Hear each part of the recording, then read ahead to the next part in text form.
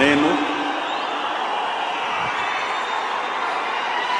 కొణిదెల పవన్ కళ్యాణ్ అనే నేను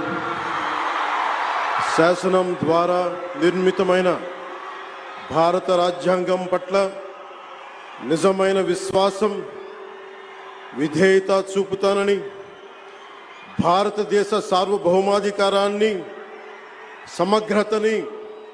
కాపాడుతానని, ఆంధ్రప్రదేశ్ రాష్ట్ర మంత్రిగా నా కర్తవ్యాలను శ్రద్ధతో,